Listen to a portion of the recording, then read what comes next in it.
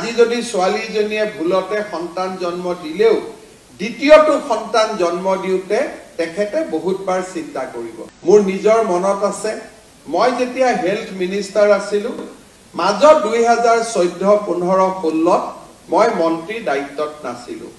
17-16 চনত যেতিয়া মই স্বাস্থ্য মন্ত্ৰী হওঁ নতুনকৈ তেতিয়া মই দেখা পাওঁ যে মোৰ দিনত যিমান বিলাক ভাল কাম আৰম্ভ হৈছিল তাৰ 90% কাম 2 বছৰত নোহোৱা হৈ গৈছিল। এটা ডাঙৰ কাম আছিল স্বচ্ছ নিযুক্তি, কিন্তু সেই সময়ত আনকি নাৰ্ছৰ নিযুক্তিটো মানুহে টকা পইচাৰ ঘটনা কৰিবলগীয়া হৈছিল, স্বচ্ছতা এক প্ৰকাৰ নোহোৱা হৈ গৈছিল।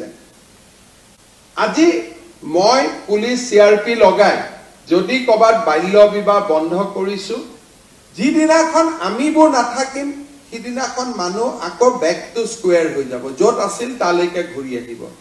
কিন্তু মানুহৰ মন মগজু আমি যদি এবাৰ সুমুৱাই দিব পাৰো যে বাল্য বিবাহ এটা ভুল কথা, যদি মানুহৰ সাইকোলজিটি সোমাই যায় তেতিয়া কি জেনাৰেশন টু জেনাৰেশন কি থাকি যায়।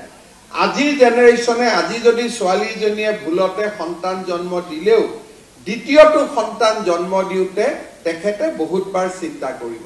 নিজৰ ভনীয়েকক গৈ পৰামৰ্শ দিব যে কম বয়সত বিয়া পাতিব নালাগে, আৰু ঠিক বয়সত বিয়া পতাও পৰামৰ্শ দিয়াটো আমাৰ আৰু এটা কাম, যাতে এগৰাকী ছোৱালী আটাইতকৈ স্বাস্থ্যৰ ফালৰ পৰা আটাইতকৈ যিটো সময়ত সুস্থ হৈ থাকিব সেইটো সময়তে যদি সন্তান জন্ম দিয়ে তেতিয়াহলে আমাৰ নিগেটিভ কোনো ইম্পেক্ট কৰিব নোৱাৰে।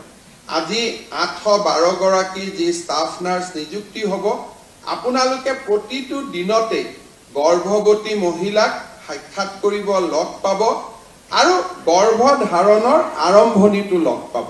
আপোনালোকে শিকি অহা কথা বতৰাবিলাক তেখেতসকলক যদি শিকাব পাৰে, তেখেতসকলক বুজাব পাৰে, তেতিয়া আমি অসমত বাল্য বিবাহো আমি ৰোধ কৰিব পাৰিম।